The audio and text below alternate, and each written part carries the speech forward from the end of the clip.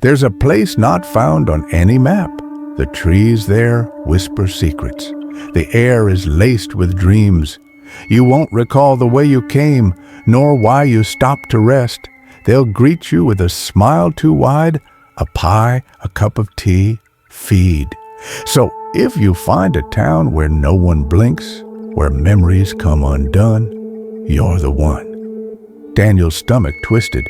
His mind raced. How could he forget something so simple?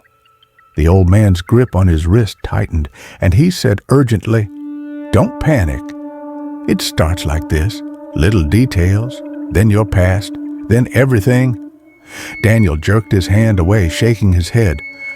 "That's ridiculous. I just need rest, that's all." The old man exhaled sharply, his eyes full of pity. The old man whispered, "Look at them. Really look." Daniel turned to glance at the other diners. At first, they looked normal, chatting, sipping coffee, eating pie. But then he noticed it. They weren't blinking, not once. The smiles were stretched too wide, the movements too synchronized. It was like watching actors stuck in a loop. Daniel's breath caught in his throat. He needed to leave. Now he rushed outside. The once inviting streetlights now flickered eerily. The town, once warm, now felt suffocating. Daniel reached his car, fumbling with his keys. He jammed one into the ignition and twisted. Nothing. The engine wouldn't start. Then he felt it. A presence behind him. Slowly, he turned. The townspeople had gathered, not just a few.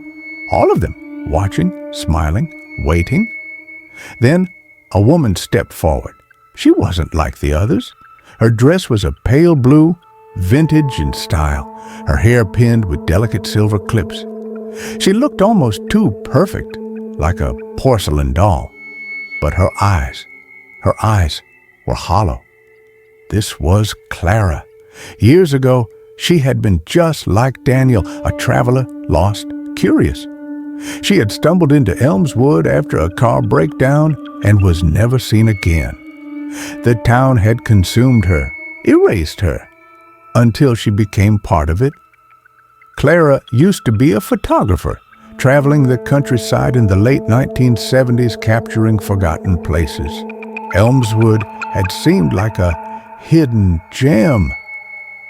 She had come looking for stories. Instead, the town took hers. She had resisted at first, just like Daniel, but the longer she stayed, the more the town made her forget her camera, her family, even her own name, until there was nothing left but a pretty face and hollow eyes.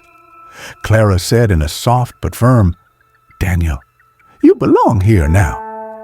His breath hitched. Daniel staggered back, his mind a haze. He squeezed his eyes shut, fighting to remember his home, his family, his name. Faint whispers filled his ears, familiar voices fading. Then something caught his eye, the welcome sign.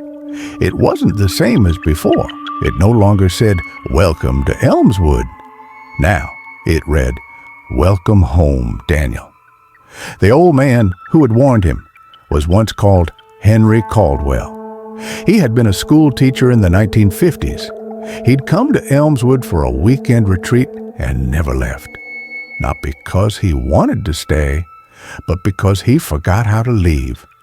Over decades, Henry had managed to hold on to fragments of who he was, enough to warn newcomers, enough to resist the town's grip, but never enough to escape. He had watched dozens disappear into the fog of forgetfulness, and every time he tried to help, he aged more. The town drained him, punished him for remembering, until Daniel, and for the first time in over 70 years, Henry saw something different in a stranger's eyes. A fight, spark, a chance.